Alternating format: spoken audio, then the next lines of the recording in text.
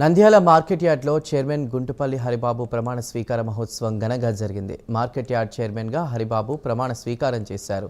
ఈ కార్యక్రమానికి మంత్రి ఫరూక్, ఏవి సుబ్బారెడ్డి, మాజీ ఎమ్మెల్యే భూమా బ్రహ్మానందరెడ్డి, తులసిరెడ్డి, టీడీపీ జనసేన సమన్వయకర్త పిడతల సుధాకర్, జనసేన కార్యకర్తలు పాల్గొన్నారు.